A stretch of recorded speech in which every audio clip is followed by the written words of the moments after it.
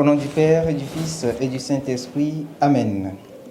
Ô Seigneur, envoie ton esprit et tout sera créé, et tu renouvelleras la face de la terre. Évangile de Jésus-Christ selon saint Matthieu, chapitre 16, versets 13 à 19. En ce temps-là, Jésus, arrivé dans la région de Césarée de Philippe, demandait à ses disciples, au dire des gens, qui est le Fils de l'homme?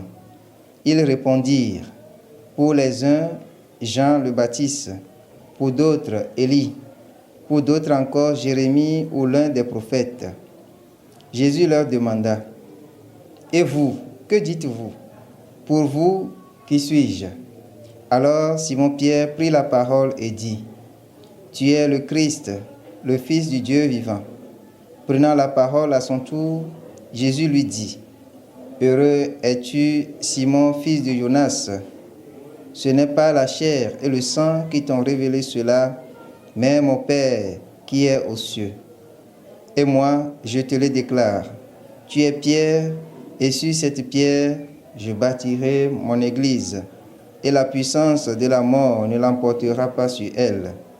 Je te donnerai les clés du royaume des cieux. Tout ce que tu auras lié sur la terre sera lié dans les cieux, et tout ce que tu auras délié sur la terre sera délié dans les cieux.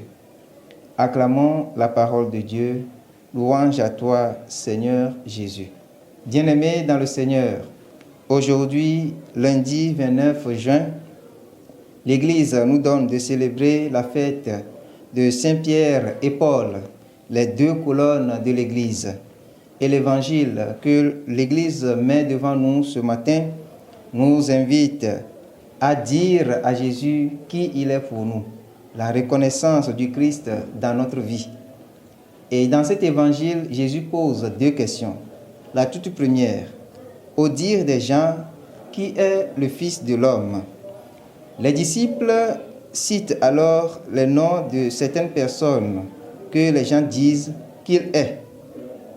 Jean le Baptiste, Élie, Jérémie ou encore l'un des prophètes, ceux-là même qui sont en réalité des personnes au caractère exceptionnel, car nous savons bien ce que ces personnes ont fait dans l'histoire biblique.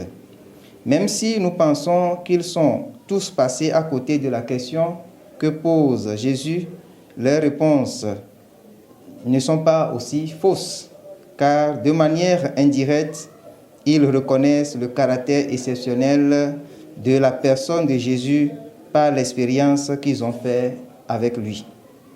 La deuxième question, et vous, que dites-vous? Que suis-je? Tu es le Christ, le Fils du Dieu vivant, nous dit Pierre dans ses déclarations à Jésus.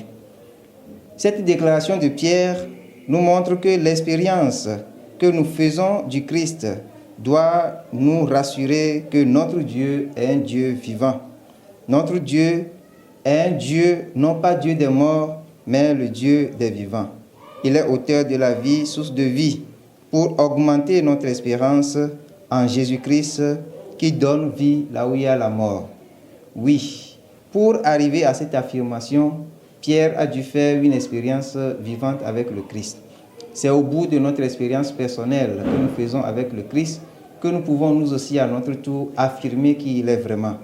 Il nous arrive de dire ou bien d'avoir une connaissance de Jésus en partant de ce que les autres disent. Mais il faut passer cette étape pour arriver à une affirmation personnelle. Que Dieu nous accorde la grâce de faire une expérience vivante avec le Christ et de le proclamer là où nous sommes, maintenant et pour les siècles des siècles. Amen.